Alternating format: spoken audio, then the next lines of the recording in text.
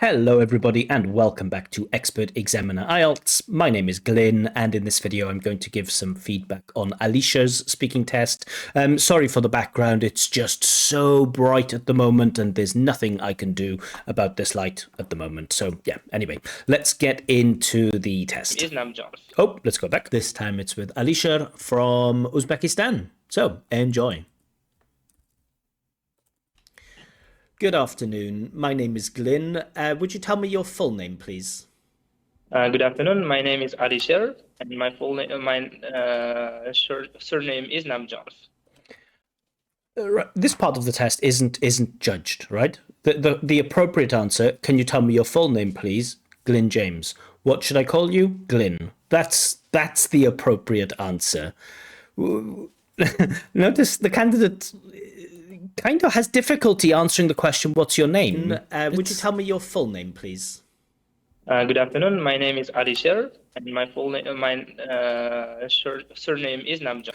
We shouldn't have problems saying what our name is. I understand, right? In a test environment, people, they want to show all of their language, and sometimes people, in response to the question, what's your name? They say, oh, well, my full name is da-da-da-da-da, and I was named after my great uncle because, he was a really admirable person for my father, and so my father thought that it would be, a real honor to name me after that person, and so that's why they gave me this name. But my friends usually call me, and I don't really love this name. I mean, it's okay for my friends to do it, but when strangers... What's your full name? John Smith. What can I call you? John. That's the appropriate response. And what should I call you? You can call me with my name, Alisher. Again, you can call me with my name, by my name. Alisher, that's the answer. What can I call you? Alisher. And then let's get into the test. It's not what's your full name and what can I call you. That is not part of the test. And so there's no reason to do this. Sometimes examiners really dislike it because it's like, oh, dude, come on, just tell me your name, please. Yeah, so, keep it simple. Can you tell me your full name? John Smith. What can I call you? John. That's all you need. Okay, thank you, Alisher. Now, in this first part of the test, I'm going to ask you some questions about yourself. Do you work or do you study? Well, currently I'm working as an English teacher in a local language center. It's in Marhamat, and I've recently graduated university, and my major was management. Yeah. Okay, I mean, it says where he's working, and he does mention that he's recently graduated, so fine, no problem. And how long have you been working? And some nice present perfect there, right? I've recently graduated. Very nice. As a teacher. I've been working in this field for 6 months. Cool. I love in this field. It shows good paraphrase. And I think I don't have any big experience. So yeah. I mean, it's a little bit of development, but in part one, these opening questions, that's fine. I think, I don't have big experience. So yeah. Okay. And what do you like most about your job? There are some things that I really love about my job. First is communicating with different people. I am particularly keen on. So very often people don't like to use the verb like, and so they learn a bunch of synonyms. They learn like, they learn love, they learn adore, they learn to be fond of, they learn to be keen on. The problem is when you're looking for synonyms all the time is that it can break the flow of your speech. So how do we use keen on? Well, a couple of things. First of all, in the construction keen on, the stress should not be on the word on. The sentence stress should not be on the word on. Notice this, right? I'm really keen on football. I'm really keen on football. Keen on football. Keen on football. I'm really keen on football. That on becomes an un. I'm really keen on football.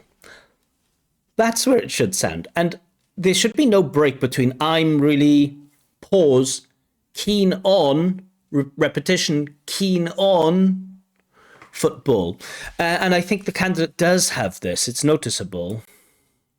First is communicating with different people. I am particularly keen on human beings. keen on, and it's showing that this language isn't readily available to the candidate, right? And again, I'm only guessing, but I'm guessing the candidate, as an English teacher, thinks, okay, like is not good enough for the IELTS test. I need to use something better.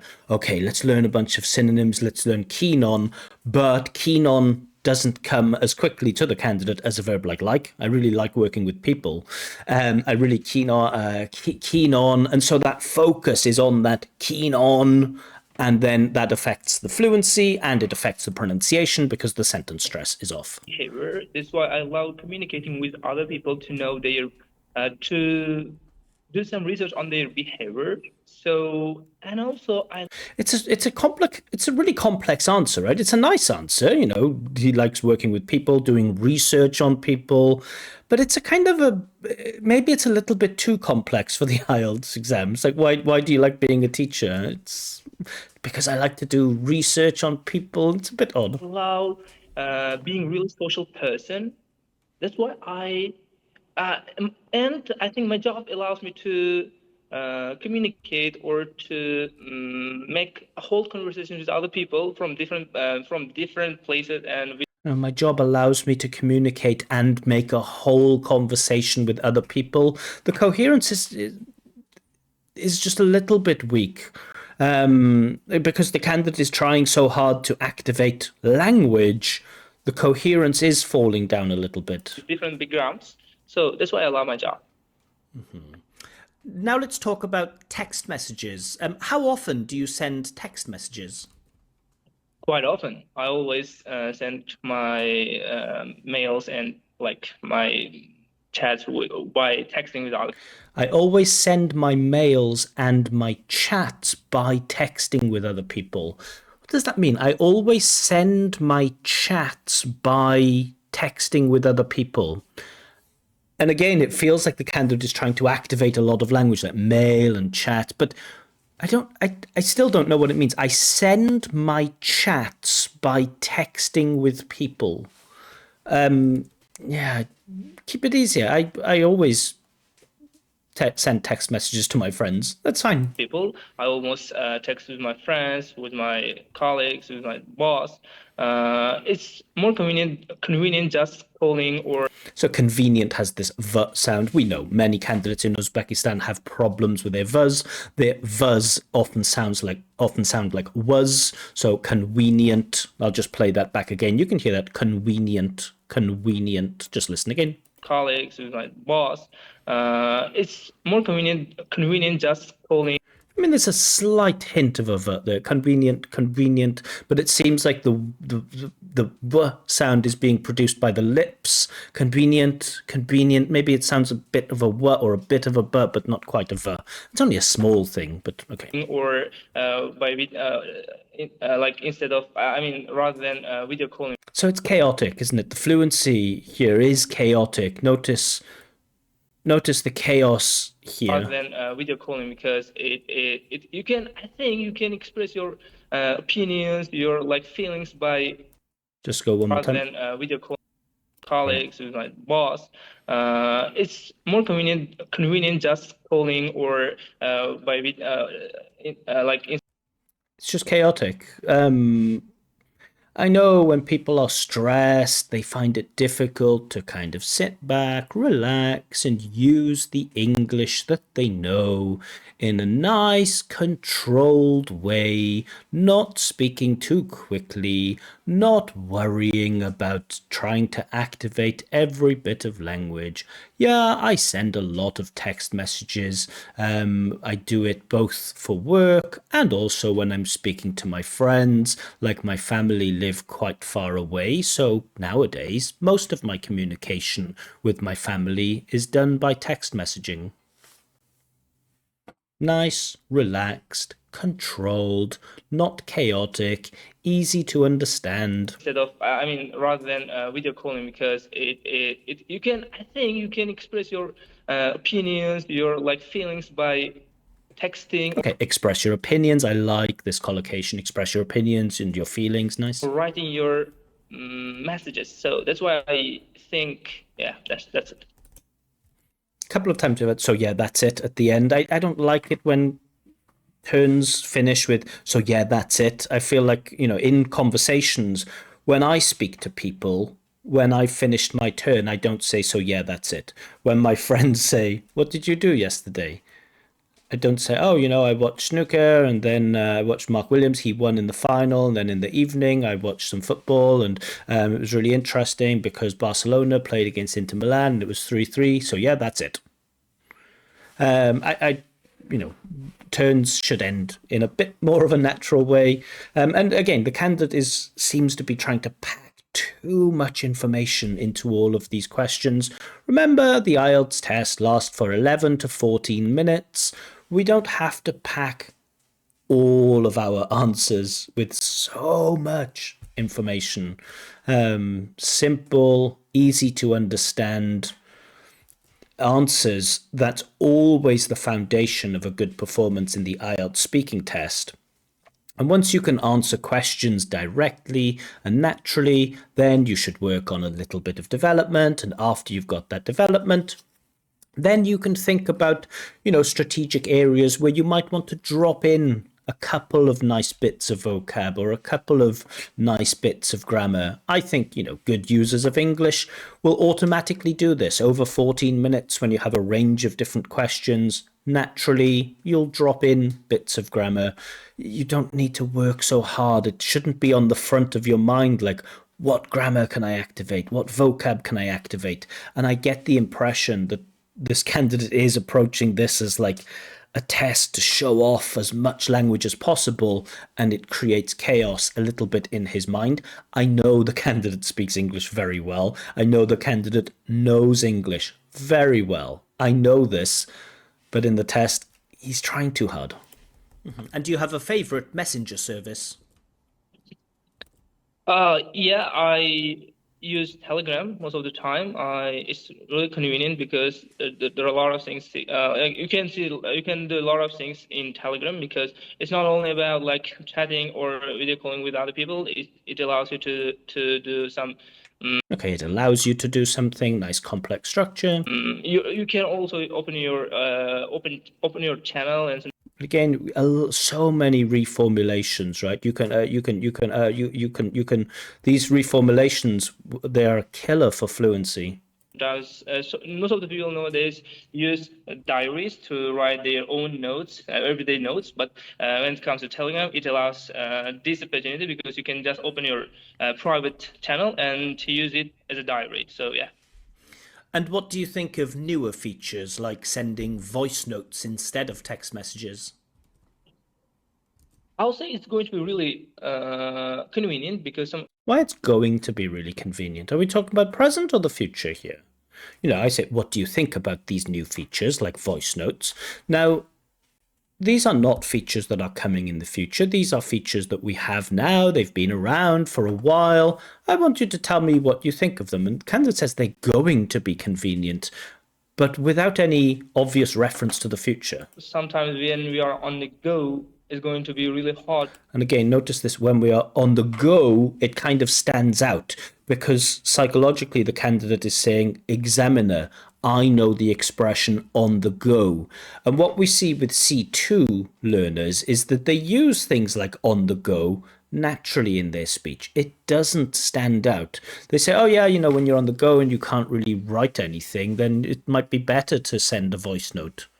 Whereas this candidate kind of says, when you are on the go, and it really interrupts, it really shows or inappropriate sentence stress because it's clear that the candidate is deliberately trying to activate a bit of impressive vocab. Just notice again the delivery of this on the go.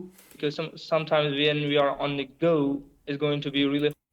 It's noticeable, right? You're forcing that vocab. You're not. It doesn't emerge from you naturally. You are forcing it because it's an IELTS test, and so you're kind of saying, examiner, I know the phrase on the go, so pay attention because I'm going to overpronounce it because I want you to notice when I'm saying on the go. That's not how C2 users of English speak. Sorry. Hard to write anything with text. And in this case, if we have voice features like as we have in Telegram, is going to really comfortable to Again, it's going to be really comfortable. So I'm not quite sure why we're talking about the future. send just our voice instead of just writing. And again, we get that voice instead of voice. So there is a what sound instead of a v. Again, it's not a huge issue, and we know that this is a common thing for candidates from Uzbekistan. Because it takes a lot of time. You have to I like this. It takes a lot of time. See, that emerges naturally from the candidate, and that's great. It takes a lot of time. Knowing that, like, takes a lot of time. This, the candidate hasn't forced out. It's part of his natural communicative repertoire, and that sounds good, and that's nice.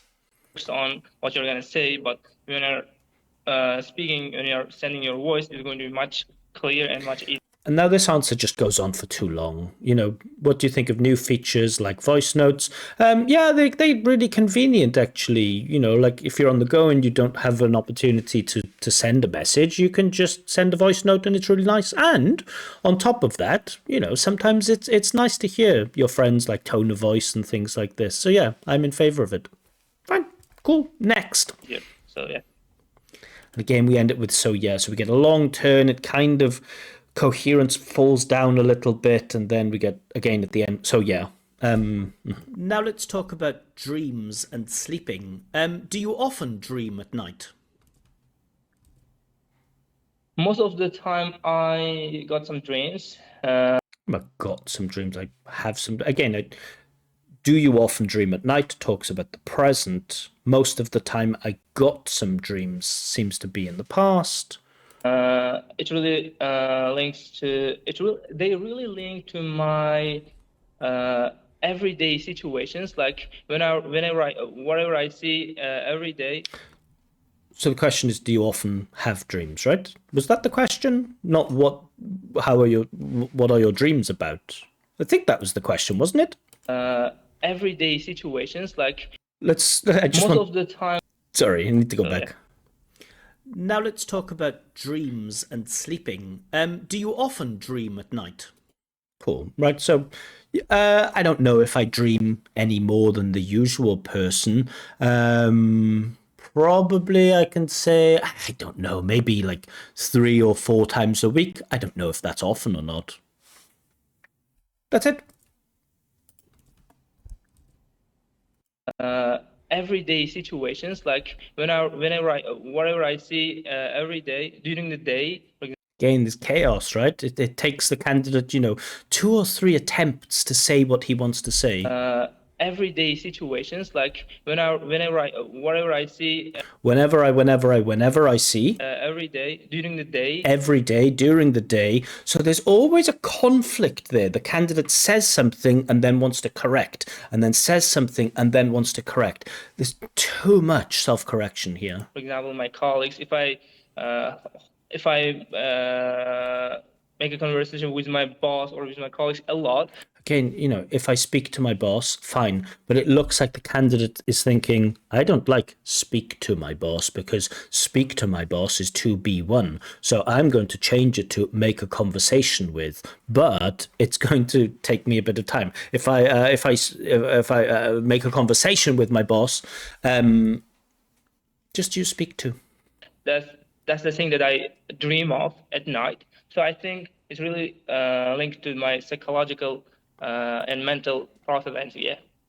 Oh, nice use of the adjective psychological. It's linked to. Nice passive. Fine. I don't know if he says it links to or it's linked to, but okay. And is it easy for you to remember your dreams? Not really. I think most of the people find it really difficult to remember what they.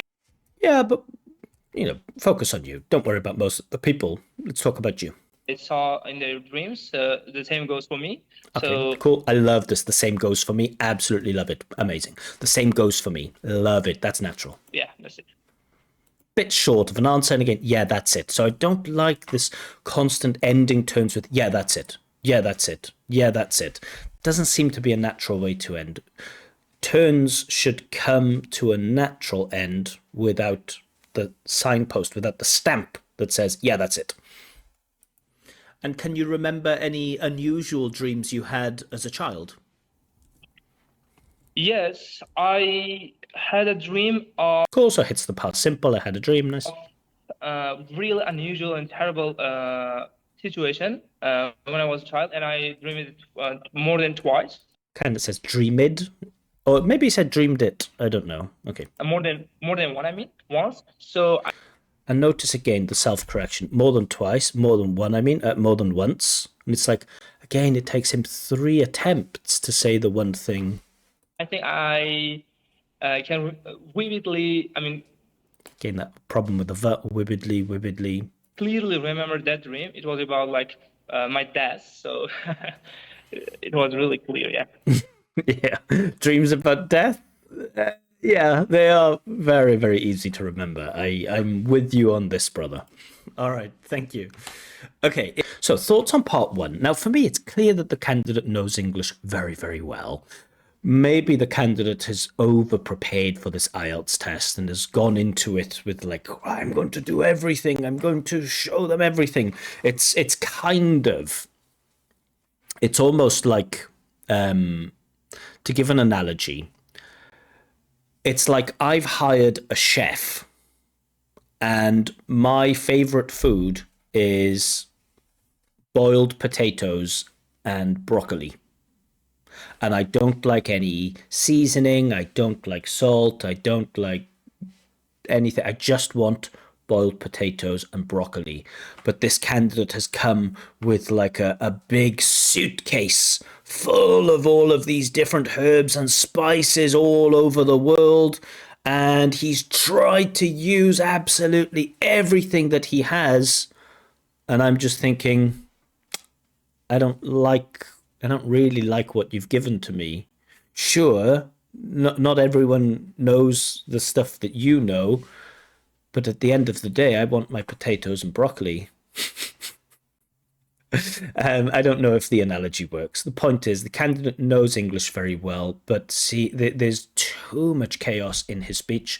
Vocab is good. He has a really good range. There are inappropriacies, again, because he's trying too hard. Pronunciation, the sentence stress, the stress timing is affected by that overuse of vocabulary. Grammar is decent, accurate. There was only that like, one slip where he was using going to talk about those voice notes. So I don't know why he was talking about future time. But in terms of grammar, you know, we've had a bit of passive, bit of active, bit of modality, bit of past simple. Candidate is very accurate with grammar. How much range is there? We'll find out. It's not a great opportunity to use range in part one, but certainly in part two and part three of the test, I'll be thinking more about that range. But certainly grammar seems to be the candidate's strongest point at the moment. Let's see what the candidate needs to do for part two. He needs to describe his first school. So notice this is past focused, but it's not like a story. So it's a description of something. It's not a time when you did something, which is a story, but it's a description of something that you have a connection with in the past. So where it was in the past, what the classrooms were like in the past, who your friends were in the past, and whether you liked this school or not in the past. So it is a past focused, but it's not a narrative. Let's see how the candidate does. Preparation time.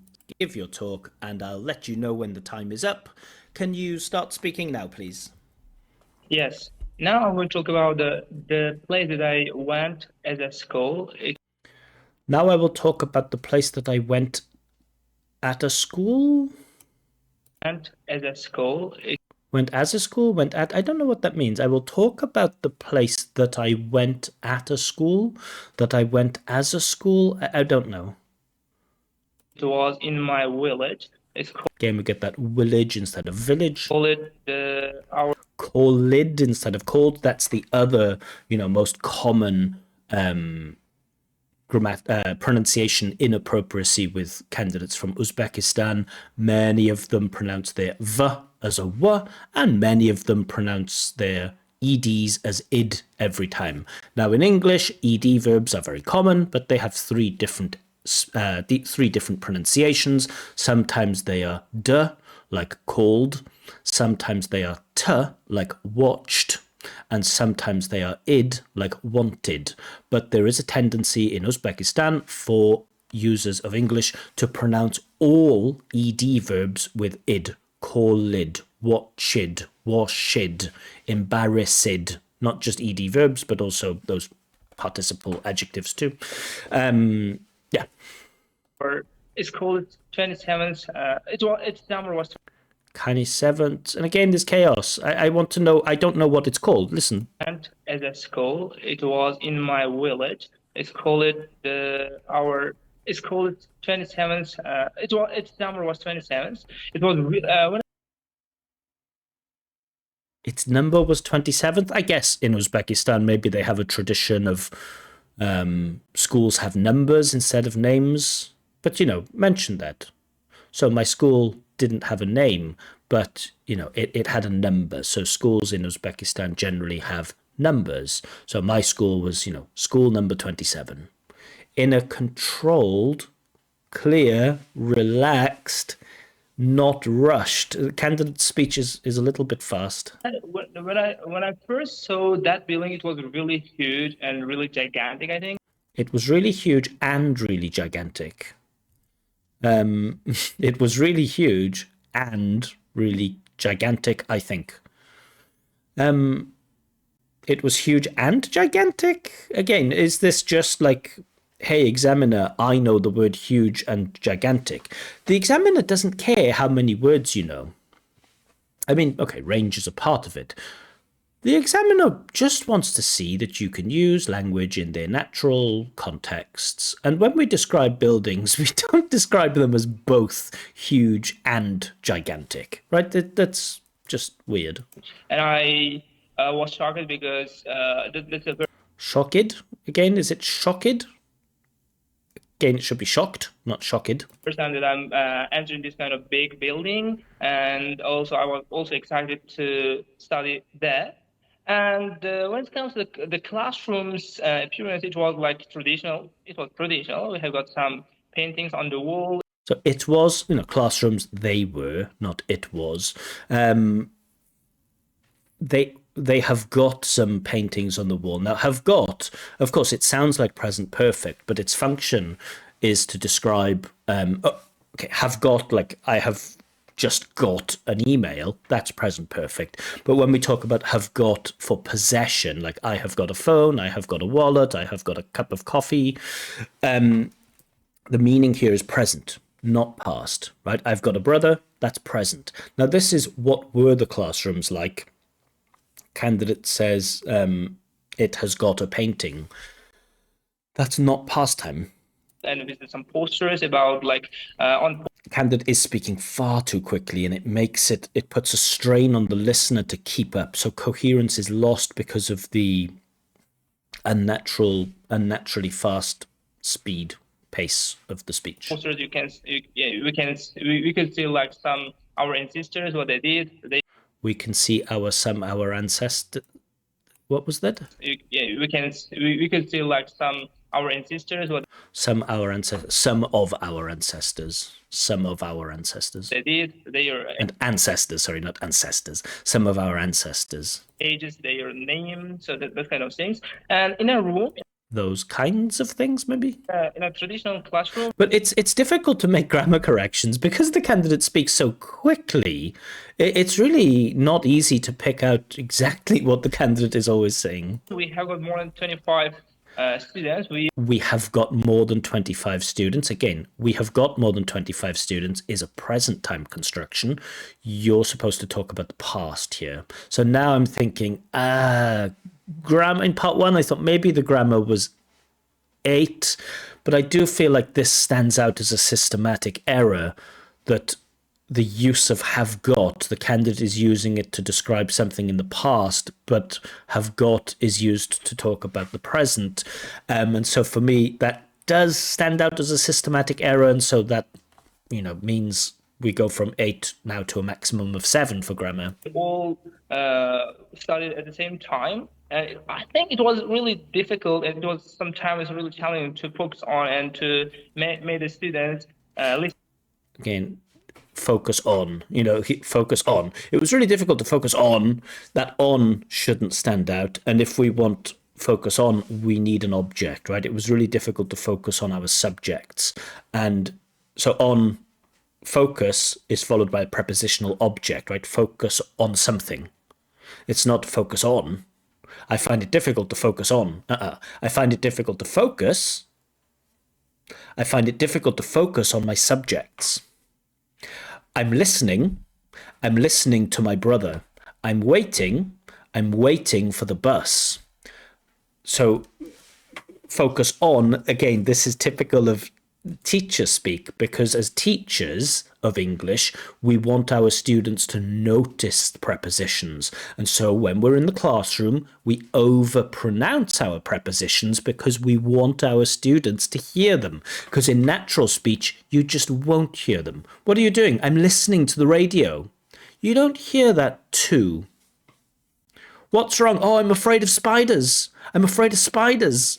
I'm afraid of spiders. You don't hear that of. You hear, I'm afraid of spiders. I'm afraid of spiders. Because English is a stress-timed language. Some words, content words, stand out more than delexical words, than functional words, grammatical words, articles, prepositions, things like this. When you're a teacher, you overpronounce prepositions because you want your students to hear them.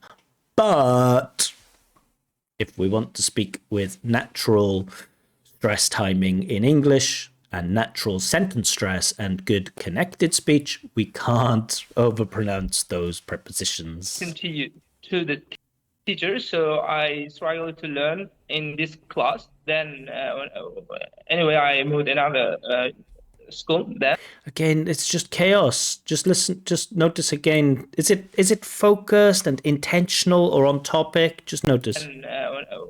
Anyway, I moved another school. Then Doesn't seem, I can't say that the candidate is comfortably speaking English here. I can say that the candidate is trying to continue. He's showing a willingness to speak at length, but not with a degree of comfort. And again, I think that's because he's overthinking this test. But when it comes to my friends, I think I've got a lot of friends. I mean, Again, I've got a lot of friends. I've got is a present time construction, and candidate is using it for past time. Made many friends there. They are at the same age, the same age that I am. So they are at the same age that I am. What now? You're talking about your friends at school in the past, who your friends were, not who your friends are. So they were really friendly and kind. Whenever I have some problem with the subjects, they always try to help me. I used to really unsocial person. That's why I used to really unsocial person. I used to be a really unsociable person. So yeah, missing that be. Okay, it's just a slip, not a big problem. But I used to be. Not I used to a really unsociable person. Sometimes struggle to communicate with them, but as the time passed, again, as the time passed, it should be past, not passed. Overcome this fear, like. And it sounds like overcome it. Of course, it should be overcame, but again, get that id. Overcome it. I don't know. Maybe he said overcome it. Did he? Let's listen. That's why I sometimes struggle to communicate with them, but as the time passed, I overcome this fear, like this inability. And you can see the candidate is really rushing here, really rushing, just trying to get out as much information as. That's not a natural flow of speech. To do the first minute of this task or to do the first 30 seconds. All right, so let me tell you about the first place that I went to school. It was like not crazy far from my house, maybe like 2 kilometers. But when you're young and you take the bus to school, it always seems like it's like far away. But yeah, about 2 or 3 kilometers away. And it was a school called Ysgol Ifor Bach, which is a Welsh name named after some famous person in our history.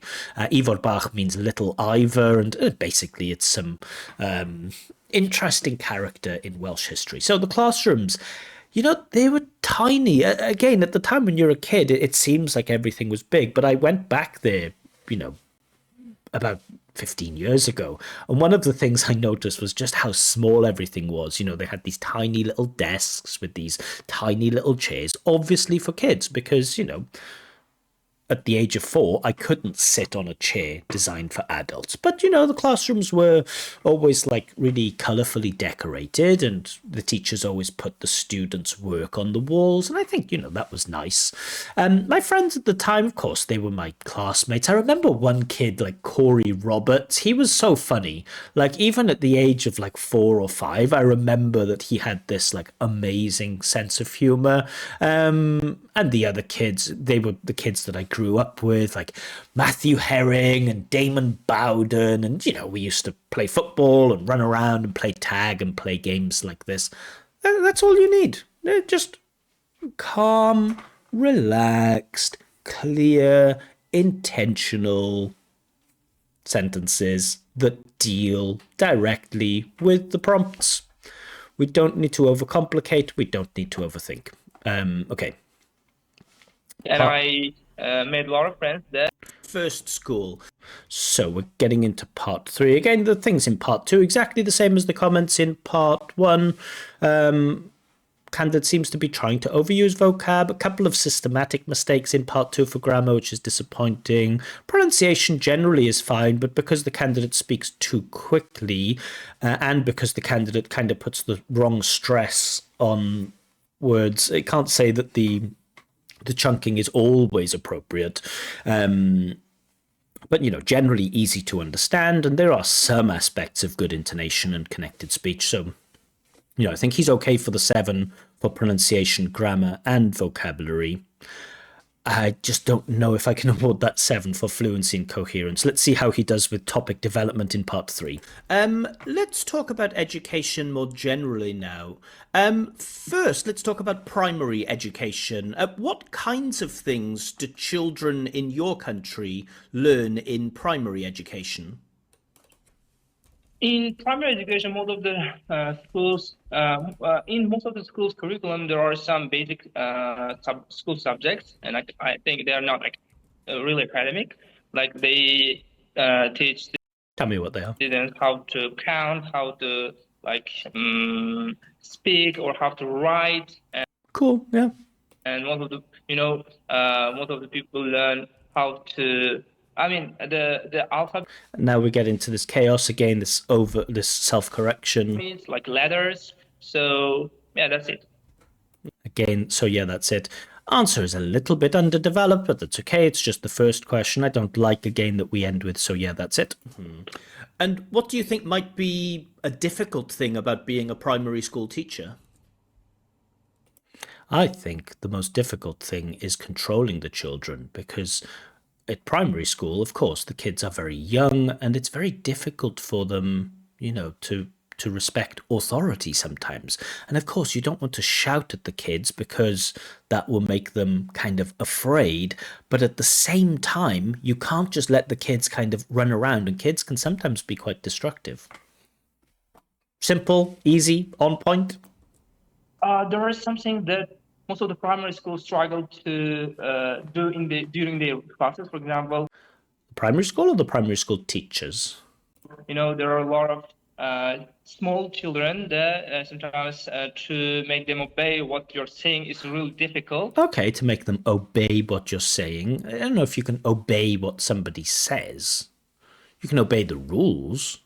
But that's why You can do what somebody says. in this case, school teachers should create a new But we don't need a solution to this, right? I'm asking you to describe what the problems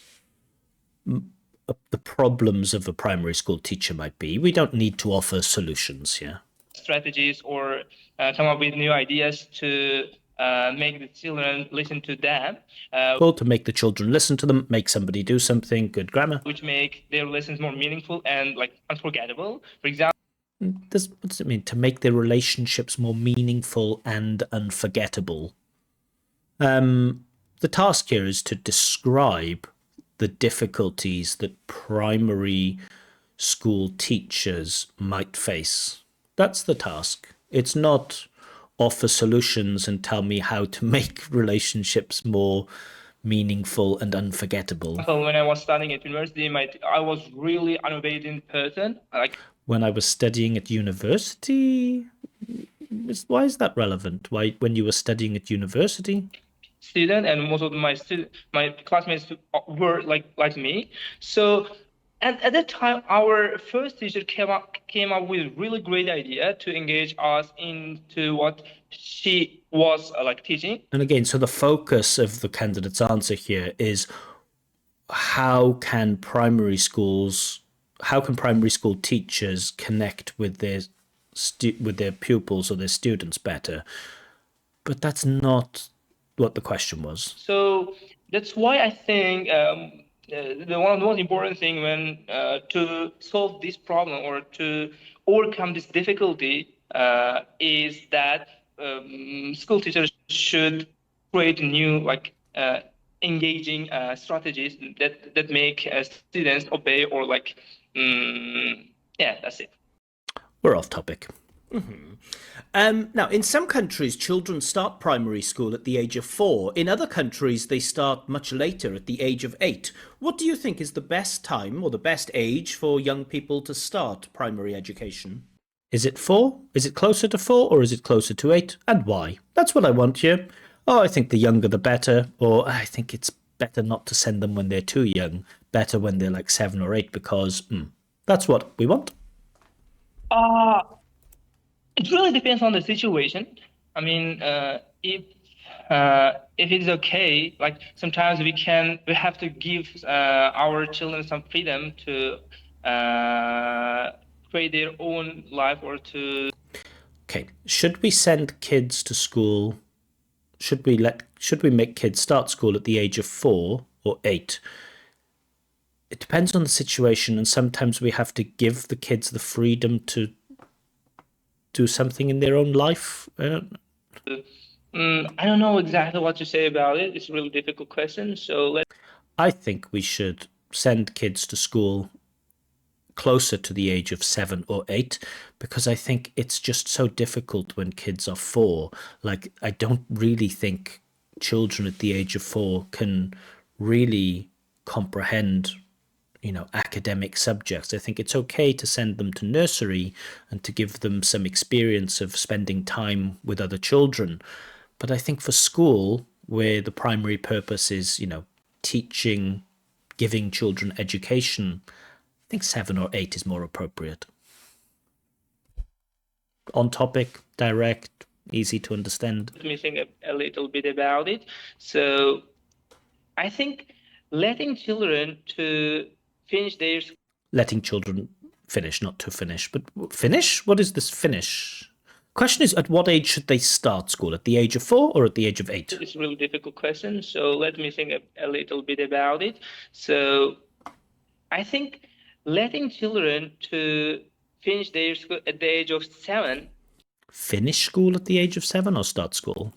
is more important than finishing at the age 4. At the age of 4, I don't know what it means to finish at the age of 4. Finish school?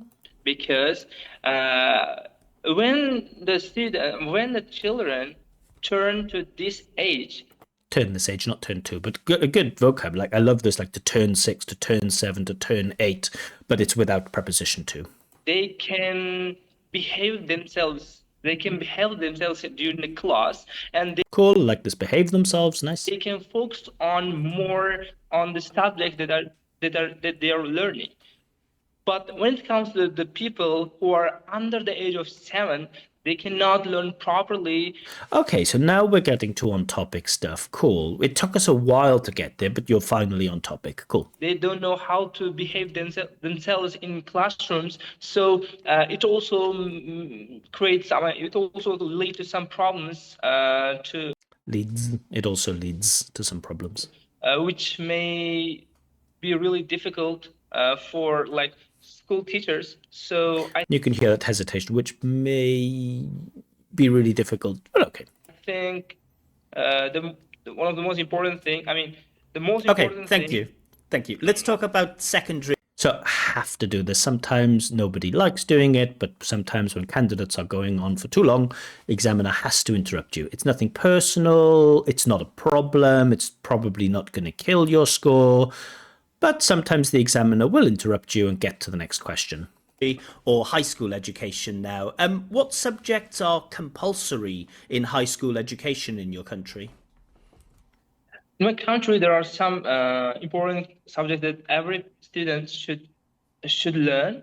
It just seems like padding, right? There are some things that are very important. And I notice a lot of this in the writing, IELTS writing, that people, instead of saying like one reason why we should do this is this, they say, oh, there are many, many reasons why we should do this. And there's like a lot of setup. And I just answer the question. What subjects are compulsory in high schools in your school? Well, English is a compulsory subject, but also people have to study like maths, science, and also in Wales, interestingly, Welsh is a compulsory subject. And I think nowadays in schools, everyone has to do sport. I think like it's some part of government initiative to, try to make kids healthy. That's fine. We don't need to say there are many subjects that are compulsory in my school that are important to learn because da da da. Just answer the question directly and then develop. For example, math, English, and mother language, I think. Cool. So, candidate eventually gets there. But I always think, and this is just a stylistic preference, I'm not strictly speaking as an examiner, I'm just speaking as a human.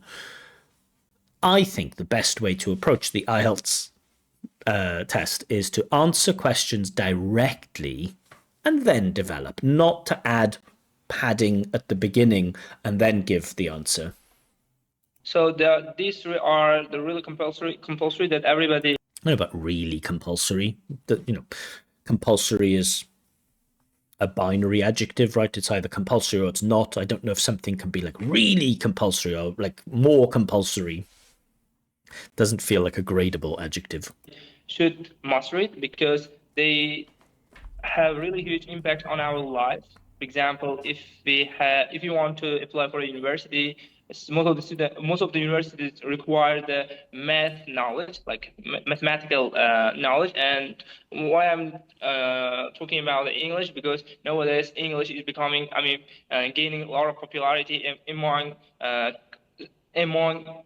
Candidate is trying to explain, the rise of English in Uzbekistan. The candidate is trying to explain the importance of mathematics for getting into good universities in Uzbekistan. Candidate doesn't need to do this. Candidate needs to tell me what subjects are compulsory in schools in Uzbekistan.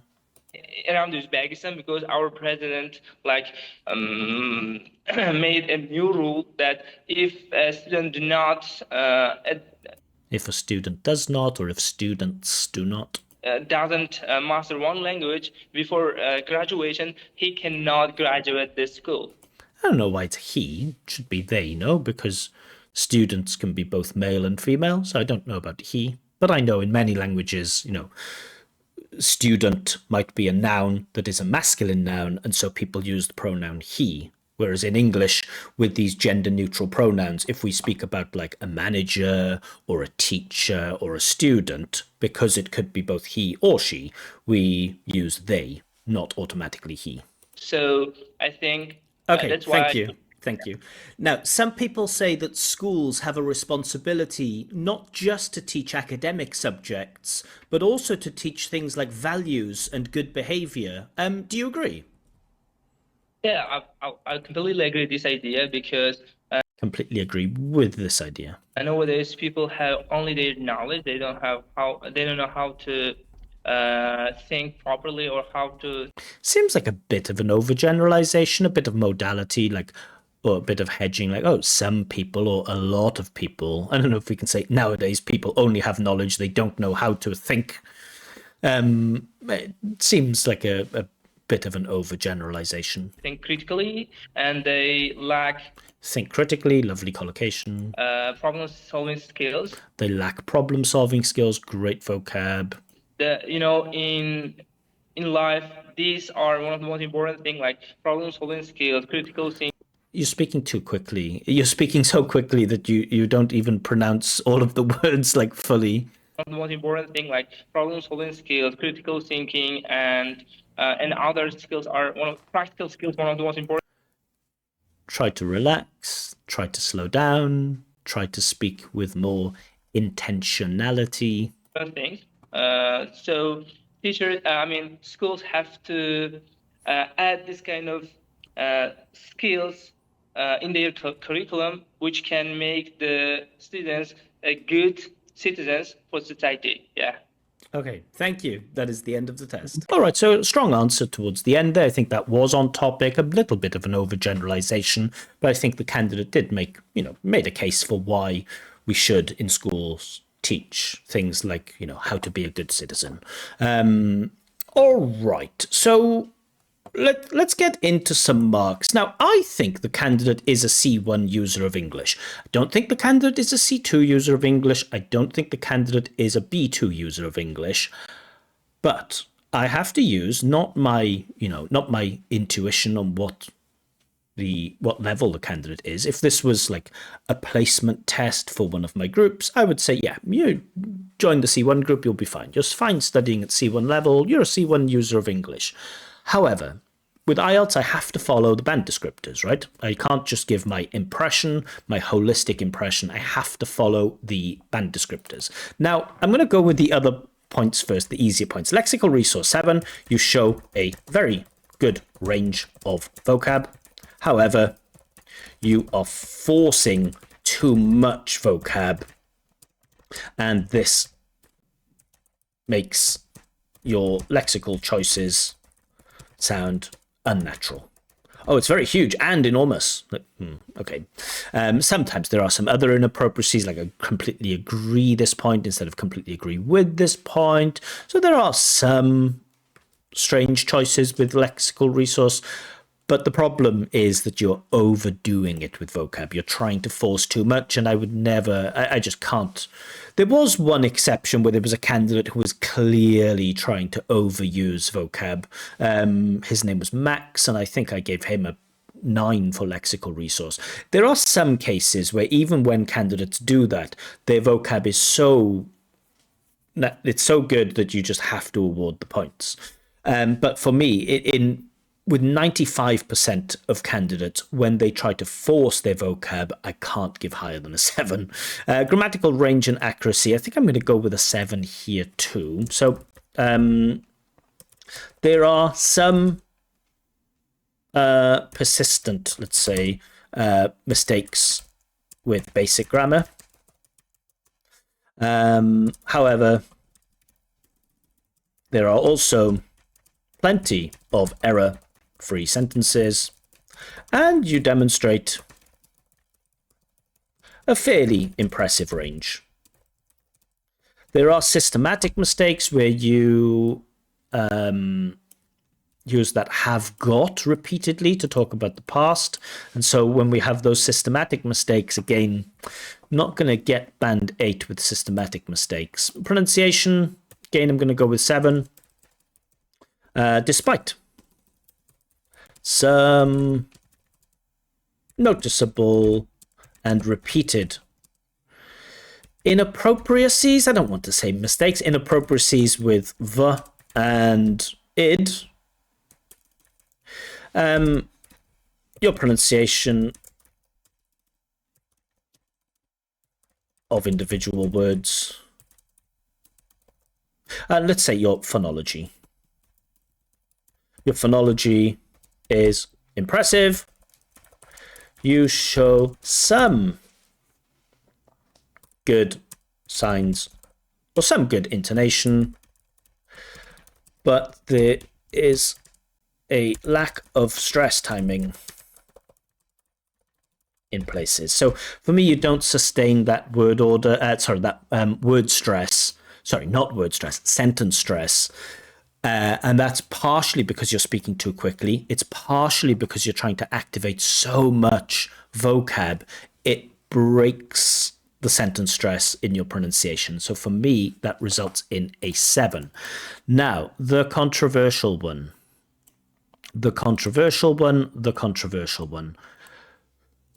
Fluency and coherence. Now, I'm going to show why I'm going to give the mark that I'm going to give here. And I'm going to go to the IELTS band descriptors. Okay. So, 9 here. Yeah, we do have the pen. Great. Topic development is fully coherent. It's not fully coherent. There are drops. Any hesitation that occurs is used only to prepare the content. That's not true. Candidate has hesitation because of many self-corrections, so it can't be 9. 8. Fluent with only very occasional repetition or self-correction. Very occasional repetition or self-correction? Can we say this candidate has very occasional self-correction? No. Almost every answer has multiple cases of self-correction. 7. Able to keep going. Yes, the candidate is able to keep going and readily produce long turns. Don't know about readily, without noticeable effort. Now, you tell me, guys, when you're watching this candidate speaking at length, do you feel like he's speaking without noticeable effort? Some hesitation, repetition, and/or self-correction may occur. Does that sound like this candidate? Some self-correction? Because for me, when I look at band 6 here, able to keep going, yes, candidate is able to keep going and demonstrates a willingness. You know, morally, psychologically, the candidate is willing to produce long turns. He's ready to do this. Coherence may be lost at times as a result of hesitation, repetition, and/or self-correction. For me, that is why, for me, it's a band 6, fluency and coherence. Coherence may be lost at times. The idea of the candidate's answer is lost or it goes off topic because of this self-correction. So for me, the fluency is at band 6. The fluency and coherence is closer to band 6 than it is to band 7. At the time of the test, I thought, you know what, his ability to keep going and his ability to produce long turns, this is, you know, he is readily producing them. And at the time, I thought probably there is enough in there for a 7. The topic development is maybe okay, but rewatching it and re-listening, you know, you notice more details about, you know, what is exactly on topic and what's slightly off topic or what drifts too far off topic. And for me, 6 is a more appropriate score than a 7 for fluency and coherence, which is a killer, isn't it? Because I do think the candidate is a band 7 user of English. I do think the candidate is a C1 user of English, but for me, it's a band 6. So you show a willingness to speak at length. However, there is so much chaos and self-correction, and this often leads to problems with coherence. And I know many people might not like that, but yeah, I think that's probably the best description of this candidate's fluency and coherence. So overall, unfortunately, that reduces the score to 6.5. Now, I do think the candidate has underperformed in this test. I don't think, you know, if I was speaking to this guy on the street or in a cafe, I would never say, oh yeah, you're probably B2. I'd say, yeah, you're a C1 user of English. I think in the listening and in the reading, the candidate will get strong C1s, maybe, you know, low C2, maybe. Areas of improvement, lots. Let's go with the main ones. You have to slow down. You have to learn how to slow down and relax. You're trying far too hard to activate complex, impressive language. You don't need it. It's getting in the way. It's damaging everything. It's lowering your score for vocab. It's lowering your score for pronunciation. It's lowering your score for fluency and coherence. Don't end turns with So yeah, that's it. Maybe a couple of times if you run out of details, fine, once or twice, but certainly no more than that. Yeah, so your speech is too fast. The pace of your speech is too fast. Your self-correction is off the scale. Almost every sentence you utter has some type of self-correction. You have to learn to simplify your ideas a little bit. And I think, you'll easily get that band 7 if you can just find a way to breathe, to relax, to answer the questions directly. Like many candidates, I'll say, make sure that your answers directly address the questions. If you're asked to describe the difficulties, primary school teachers face, don't focus all the time on the solutions to these problems. The task is not how can we solve the problems of primary school teachers. The question was, what are the difficulties of being a primary school teacher, right? So make sure that your answers directly address the questions. It's important. Yeah, so 6.5, it feels a little bit harsh. It feels a little bit strict, maybe, but with my interpretation of the IELTS band descriptors, knowing that they use these hard caps, right? At IELTS, you have to satisfy all of the positive features of band 7 to get a band 7. If you just have one thing that does not satisfy all of these features of band 7, then you drop. And for me, it is pretty clear that coherence may be lost at times as a result of hesitation, repetition, and or self-correction, particularly self-correction. And so that's why I'm awarding the 6 there. At the time, I thought maybe there was enough for a 7, but having watched it back, nah, sorry, 6. So overall, candidate gets 6.5, the highest end of upper intermediate.